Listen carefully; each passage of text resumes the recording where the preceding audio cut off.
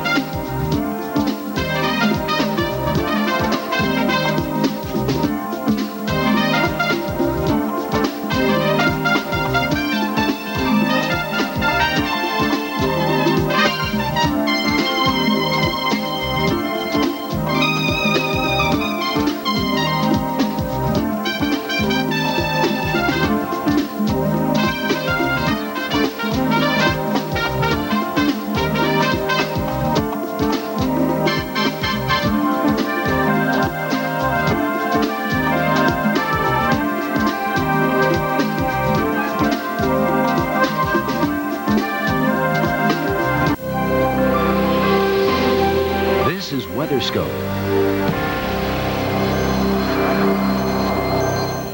A powerful storm is making it rough for you this morning in the Northeast. You've got rain, high winds, coastal flooding, sleet and snow in the inland areas affecting a large part of the northeast quadrant of the country. Good morning and welcome to WeatherScope. I'm Bruce Edwards. Now for the latest on the storm, including a live report from the Northeast, let's check in with Vivian Brown. She's in the Forecast Center. Vivian?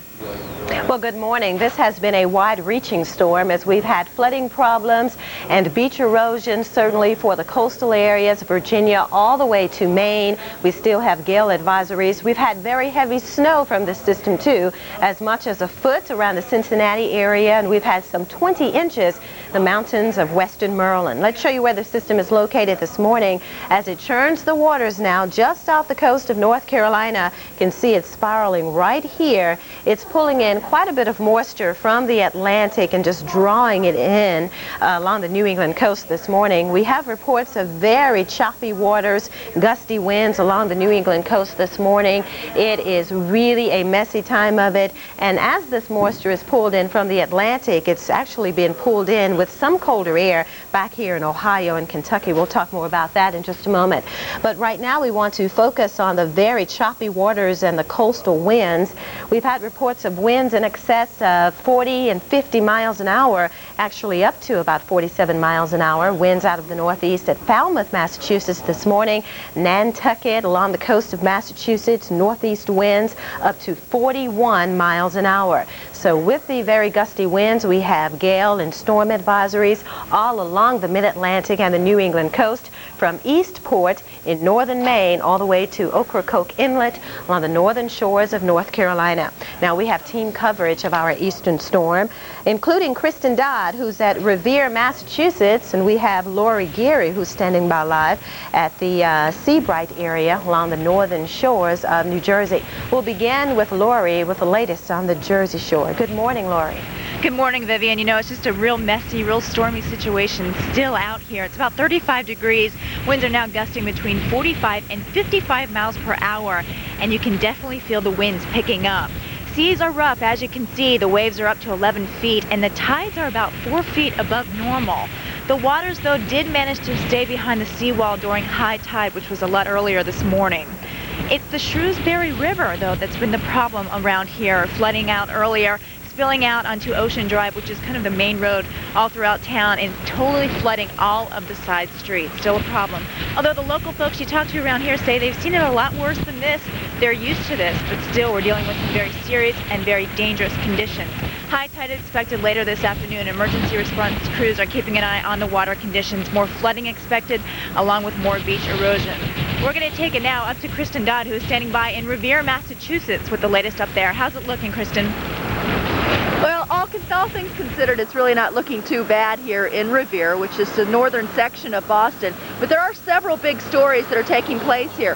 One is just the precipitation that has been falling throughout the morning hours. We're right at 32 degrees and we're still seeing a little bit of sleet mixed with rain. Farther inland over toward Worcester, we have some freezing rain and even some light snow up toward the New Hampshire border. That's one story. Another story that's been taking place here is the strong winds. We now have sustained winds at 30 miles an hour, gusts up to 35 and 40. And with those winds and a temperature of 32 degrees, our wind chill is now at just about 0. So it's definitely cold here in Beantown. Another big story, you can see that out here in Massachusetts Bay as we are continuing to see the waves come on in.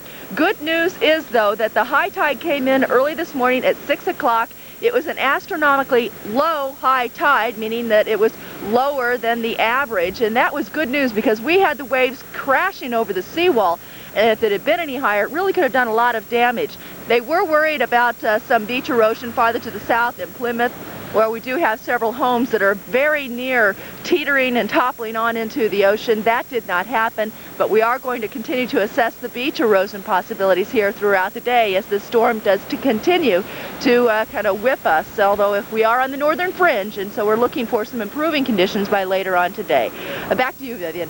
Thank you very much, Kristen. Of course, we'll continue to watch that storm as it slowly moves away, but still its effects along the New England coast. As a matter of fact, high surf advisories remain in effect for the Massachusetts coast, where we have our very own Kristen Dodd, and you can see even farther south to Cape Romaine in South Carolina, heavy surf advisories.